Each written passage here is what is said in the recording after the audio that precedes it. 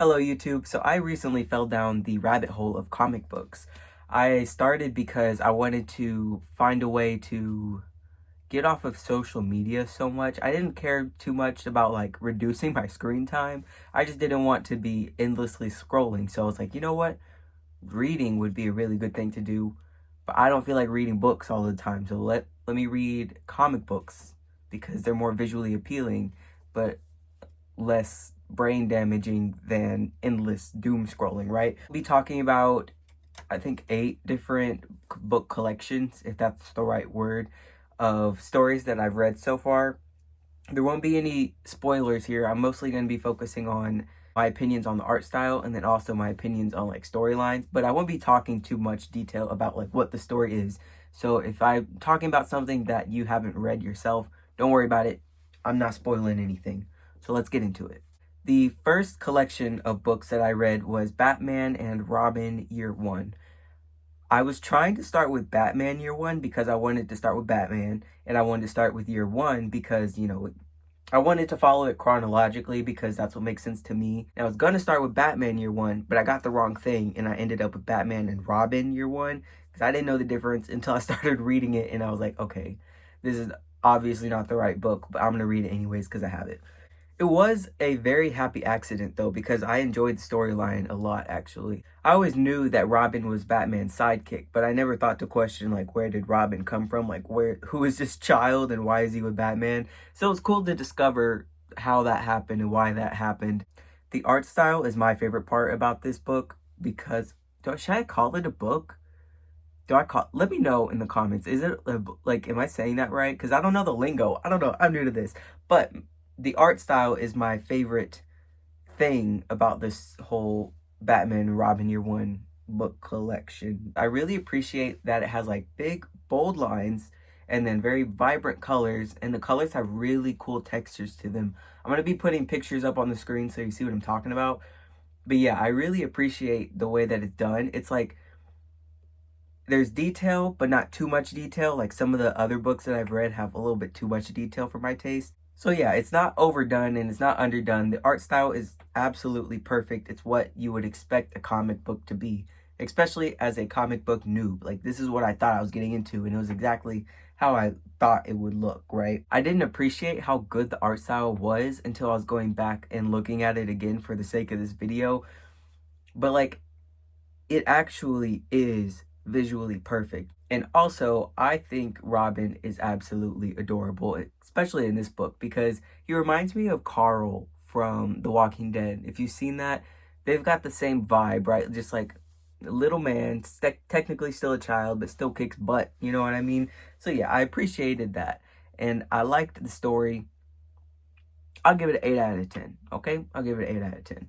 So after I finished Batman and Robin Year One, I moved on to Batman Year One, which is where I wanted to start off in the first place. But anyways, I really enjoyed Batman Year One because you can see Batman, or Bruce Wayne at this point. You can see Bruce Wayne kind of like be a little clunky, and he's not Mr. Cool, Mr. Mysterious Badass yet. I'm glad that I started with Year One because going chronologically it suits me because I want to know exactly who everybody is and where they came from. I'm nosy, okay? I want all the details of everybody.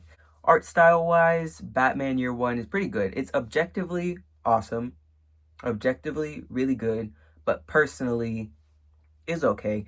There's a lot of muted colors that have like a real life color palette to it. I personally like more vibrant, crazy colors. There was a lot of like nice textures going on. I'm gonna put up this one specific image. I remember when I scrolled to this image, I was like, wow. And I just had to sit with that one for a second because like it looks really cool right there. Like I like the textures. I liked the way that it was kind of smoky and it felt very visually impactful to me. The book is great. Read it if you haven't and you have the chance to, because it's worth your time, trust me. Okay, so after I finished Batman Year One, I decided to move on to The Killing Joke. I started like this whole little Joker kick because I was curious about him. I really like clowns and clown motifs, and Joker is the clown of the Batman world. I started with The Killing Joke, and this one from the opening page I thought was just incredible. It's got this really nice retro vibe to it. I had to look up when this one was published. It was published in 1988, and it looks like it was published in 1988 in the best way possible. Like, it looks so cool, and the colors are like crazy. As I was talking about earlier, I love the crazy colors, and the whole color palette of the whole book, it was just awesome. It was beautiful. It was very fitting to be like a Joker color palette because it was very circusy, very clown, very odd, whimsical, and this retro vibe that it has to it. It doesn't look modern like a lot of the modern ones do. It looks retro because it is. Duh. All around, I thought The Killing Joke had a really good aesthetic and it was very unique. And I haven't seen another comic book that looks quite like it yet. If there's more, let me know because I really, really appreciated it. The story itself was wild and a little bit disturbing, but I think that was the whole point. Like, that is kind of the whole point of the Joker, is he's wild and disturbing. So yeah, I think that was really well captured in the story itself. And then visually, the thing was just 10 out of 10 awesome. I loved every second of reading that thing because it was just so beautiful to look at. Since I enjoyed The Killing Joke so much, I decided to continue with my Joker kick, and I moved on to The Man Who Laughs. That one was pretty good. It had a nice modern art style. I have no complaints about the art style. It wasn't like as amazing as the one before, but I think that it's up to personal taste there. Like, objectively, this stuff is good. I like it, but I don't love it, if that makes sense. Like, I thought it was really good. I couldn't critique it at all. Like, I don't think I could do any better. Up to that point of where I had read, I think The Man Who Laughs had the most interesting story to me personally. Like, it was the most engaging and had my attention the most. It was like the first one that I read that I was like, ooh, what's gonna happen next? Oh, I don't want to linger on that too long because I don't want to talk about it because I said no spoilers. But the story was really good and the art was really good. It just wasn't my favorite. And then after that, I was kind of tired of the Joker because I had just read 2 Joker books and he's a lot. So I was going to move on to The Long Halloween, but I couldn't. I'll get back into that later. Instead of reading The Long Halloween, which is a Batman story, so I went to The Man Who Stopped Laughing. And I don't know I don't know if that was a mistake or not. The Man Who Stopped Laughing was an absolute headache to read. I got confused. So the premise of it is there's 2 Jokers in the story. Mind you, I just read 2 different books about the Joker, so I'm already getting sick of this man. And now I'm reading another book where there's 2 of him, and they both claim that the other is the imposter, and it gave me an absolute headache. I was just so absolutely sick of the Joker, and like it was just too much. I was getting Joker fatigue.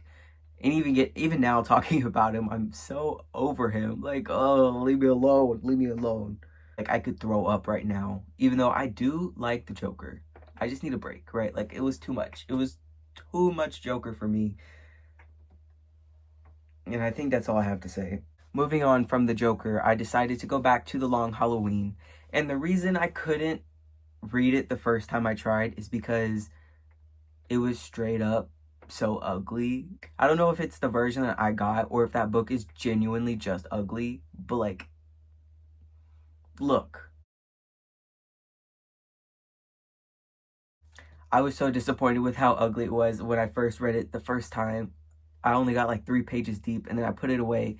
And that's when I went back and read The Man Who Stopped Laughing because I needed something else. Like, I was so disappointed with how ugly I thought that book was.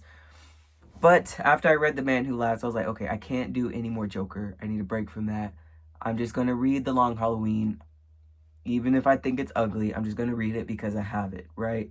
And I'm glad I did because the story was actually really, really good. Like, I think out of every single book that I'm going to be talking about today, The Long Halloween is the best. But I do need to complain about how it looks. The colors in this one are super flat. There's no textures. It's just like solid color, barely any shading. I'm unimpressed.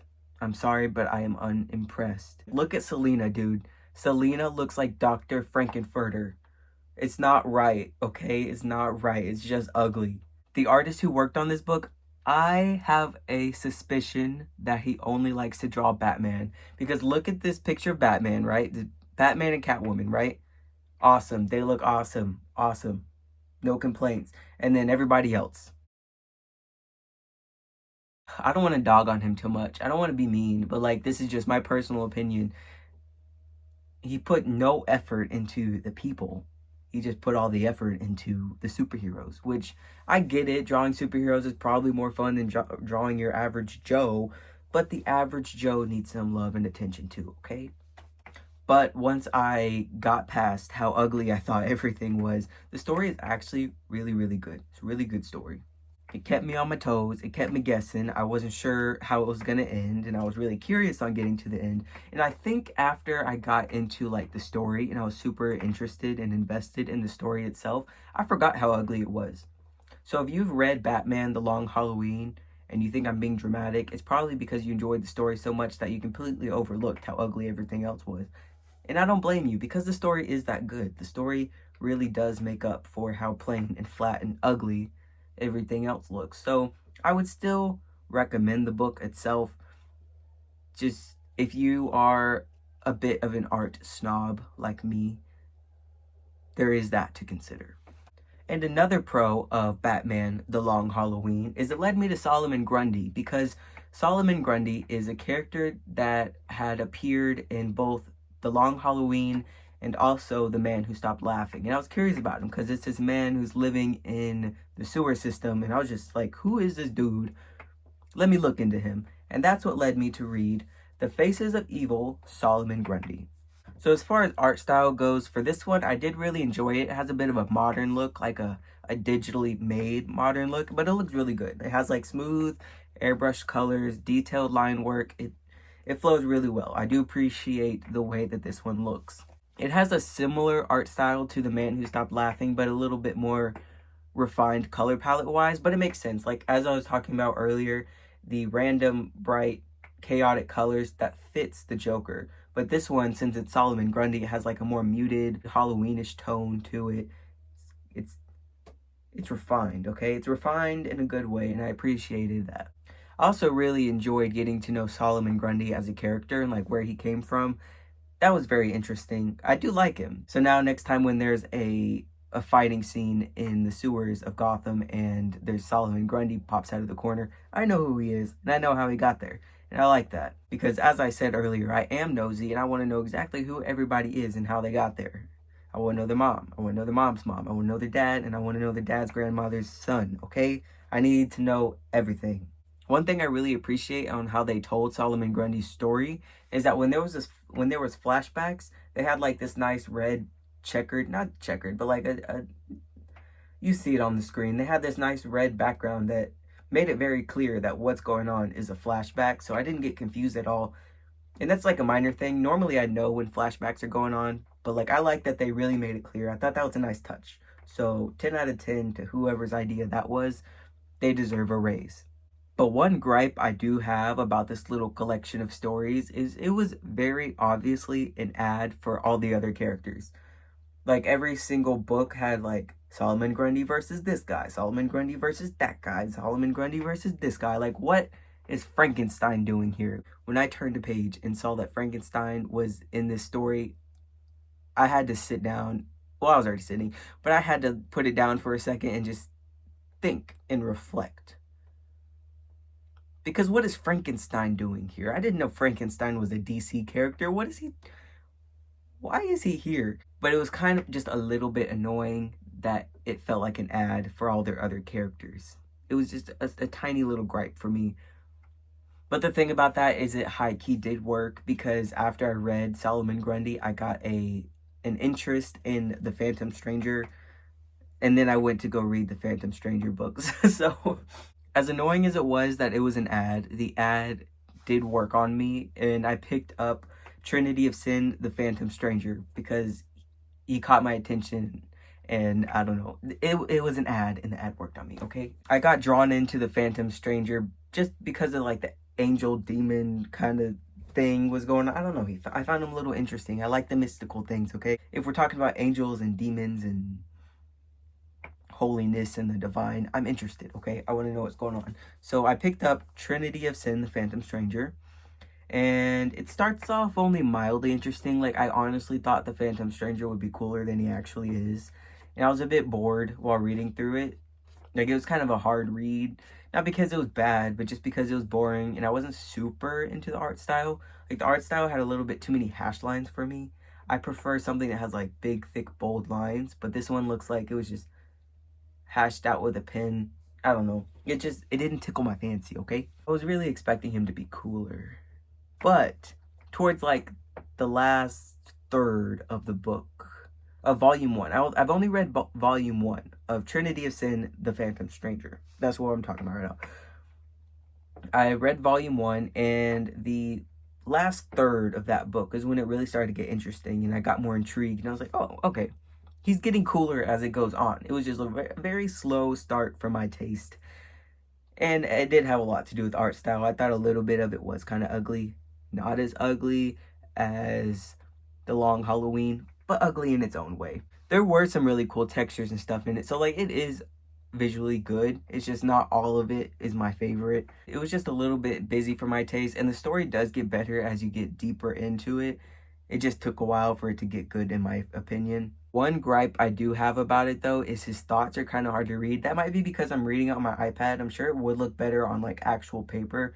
But it's white lettering on this, like, lighter blue color. And it was hard to read at times. But it was okay. Like, that was just a small gripe. The Phantom Stranger is mildly interesting. He's not as cool as I was hoping he would be, so I do kind of see why he's a minor character and why he doesn't have any of his own movies. I'd give him like a 6 out of 10. Yeah, B plus, B minus. I'll give The Phantom Stranger a B minus. I think now that I'm done with the first volume of the Phantom Stranger book, I think I'm gonna go back to Batman, because I do want to pick up on Dark Victory, which is a story that happens right after The Long Halloween. And I want to go back to that because I thought it was pretty interesting. So I think there's more for me to gain from there. So in conclusion, now that I have read about 8 different storylines of comic books, I love comic books. I absolutely love them. There are so many different rabbit holes that I want to fall down. Like, there's so many little characters or little story arcs that I'm like, I want to read that. I want to know more about this guy. I want to know more about that guy. I want to know more. I want to know more. I want to know more. But I only have so many hours in the day. There's just so many years of entertainment and inspiration to come. It's very exciting. I think one way I want to start exploring more comic books is to go back to whatever was like my favorite visually. And since I'm so picky, I'm going to go find my favorite artists and then see what other projects they've worked on. And then that will help me broaden my horizons with different characters, right? Because right now I'm going to go back to Batman and read Dark Victory.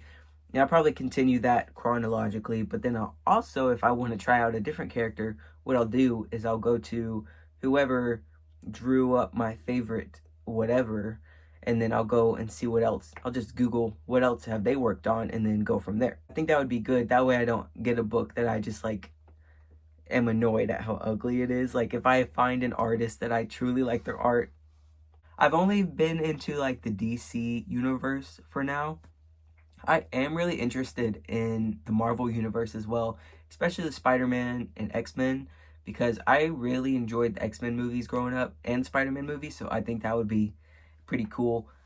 But I guess right now I'm just going to do a deep dive into the DC comics because I don't know anything about anybody over there, so it's like a whole new world to me. There's so many rabbit holes. Oh my goodness, I could go on forever about the rabbit holes that I want to go down, but I just don't have the time. Like, I can't.